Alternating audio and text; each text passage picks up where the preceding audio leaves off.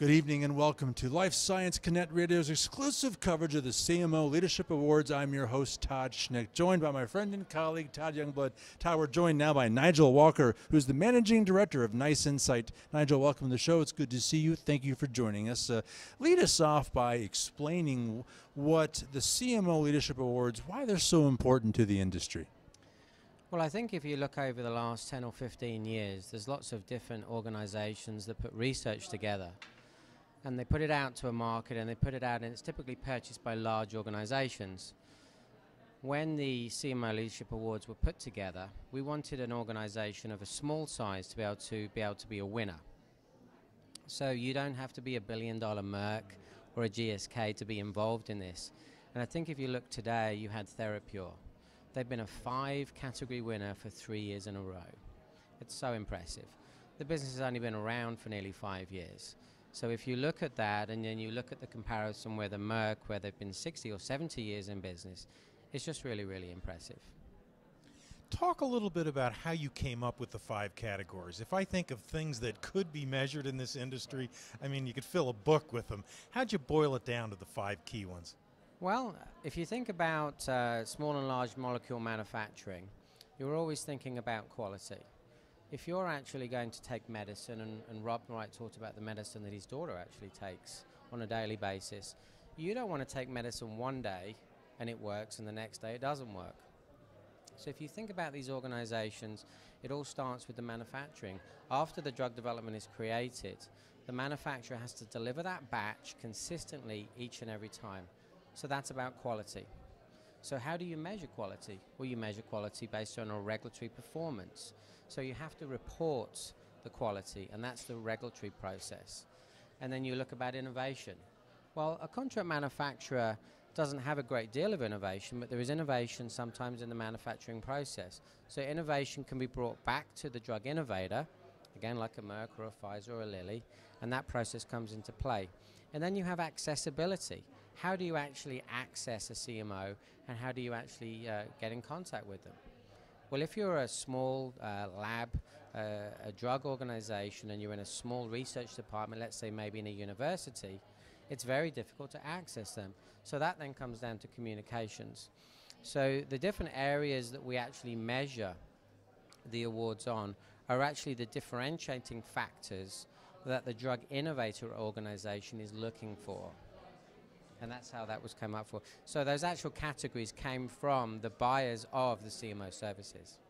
Nigel, I'm going to ask you, it might be almost a personal question, but I got to believe, I look at these awards, I look at the enthusiasm of the people that have been here tonight, the pride in the eyes of the folks that have won these things. You've got to feel great, and everybody at Nice Insight has to feel great about literally getting a whole industry just driven to lift themselves up and get better. What's that like?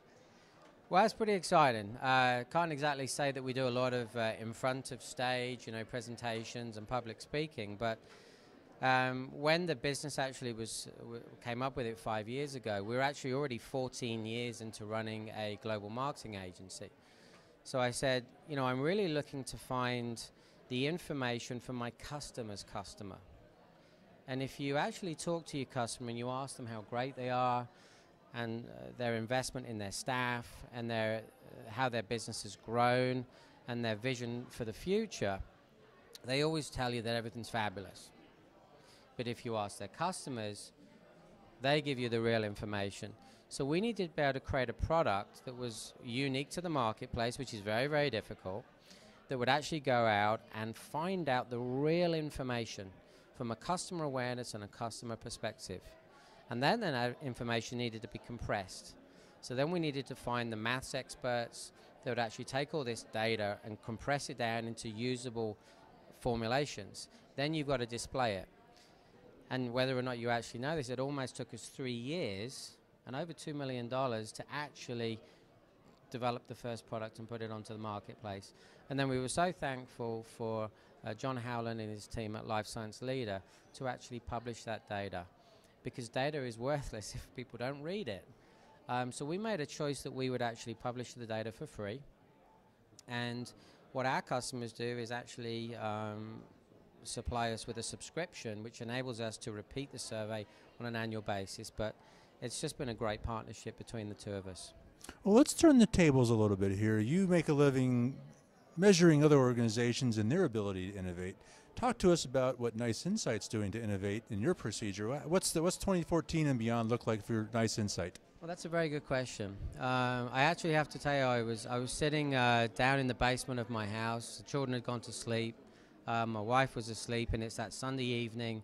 You're thinking about coming back into the office, making that call to the Shanghai office, and you know, what's London doing? I'm based in New York, and I was looking at a car commercial, and it was a Toyota car commercial, and they were comparing products. They were comparing the Honda with the Toyota, with the Kia, and with the Ford products. And I said, and this was back in the middle of 2013. And I said, what we need to do is we need to take all our data and to be able to give you live access to compare. So rather than having all of our static data, which is what you could buy for the first 4 years, on the 5th year of the relationship between myself and the programming team and the data team. So the innovation that came out of Nice Insight in 2013, which was demonstrated and deployed in 14, was what we call search, compare, and contact. So you can actually go on now to the site and you can pick your companies and compare all of the different categories. There's over 4 million pieces of data that you can actually search on at any one point. So it was actually looking at commercial advertising, which enabled us to innovate the product. Wow. There's a lot of people smarter than us. Amazing, isn't it? Let me just tell you that. Where can people learn more about Nice Insight? Well, you can go to niceinsight.com or that'snice.com, which is the parent company. Outstanding. Well, Nigel Walker, the Managing Director of Nice Insight, it was great to have you. Thanks for stopping by and joining us. Thanks very much. All right, well, that's it for now. This has been Life Science Connect Radio's exclusive coverage of the CMO Leadership Awards. On behalf of our guest, Nigel Walker, this is Todd and Todd signing off. We'll see you tonight. We'll see you soon.